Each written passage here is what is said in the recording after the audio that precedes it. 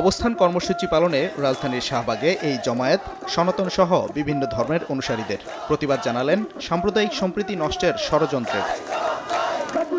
রাজধানী সহ দেশের বিভিন্ন এলাকা থেকে আসা সনাতন ধর্মাবলম্বীরা জানান, অসাম্প্রদায়িক দেশকে অস্থিতিশীল করতে এক শ্রেণীর লোক ষড়যন্ত্রে লিপ্ত হয়েছে। হামলাকারীদের রুখতে সবাইকে ঐক্যবদ্ধ হওয়ার আহ্বান তাদের। জামাতে ইসলাম কোন বিএনপি কোন সবাই কিন্তু আমাদের গ্রামের মসজিদ মন্দির পাহারা দিতেছে।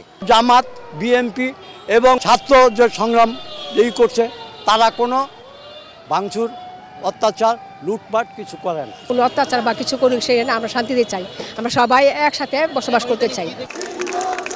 অবস্থান কর্মসূচিতে অংশ নিয়ে বিএনপি নেত্রী নিপুণ রায় বলেন, যারা দেশের সাম্প্রদায়িক সম্প্রীতি নষ্ট করতে চায় তাদের মুখোশ উন্মোচন করতে হবে। দেশকে যারা সাম্প্রদায়িক দাঙ্গা বাজানোর ষড়যন্ত্র করতে চাচ্ছেন তাদেরকে হুঁশিয়ার করে বলতে চাই, সতর্ক হয়ে যান।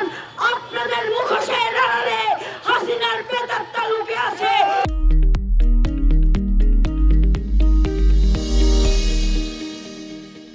অবস্থান কর্মসূচিতে অতিথি হিসেবে বক্তব্য দেন নাগরিক ঐক্যের আহ্বায়ক মাহমুদুর রহমান মান্না। বলেন, এদেশের হিন্দুদের উস্কানি দিয়ে সাম্প্রদায়িক সম্প্রীতি নষ্টের চেষ্টায় আছে আওয়ামী লীগ। মন্দির পাহারা দিচ্ছে পায়ে যাওয়া পাঞ্জাবি টুপি পরা মানুষ।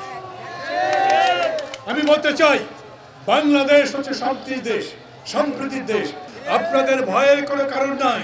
ওরা একটার পর একটা সমস্যা তৈরি করলেও এটা জানবেন আমরা সত্যের পক্ষে, আমরা একটা নতুন বাংলাদেশ করতে চাই। ধর্মের ভিত্তিতে কোনো সম্প্রদায়কে সংখ্যালঘু হিসেবে না দেখে দেশের সব নাগরিকের সমান অধিকার প্রতিষ্ঠা হবে, এমন প্রত্যাশা অবস্থান কর্মসূচিতে অংশগ্রহণকারীদের।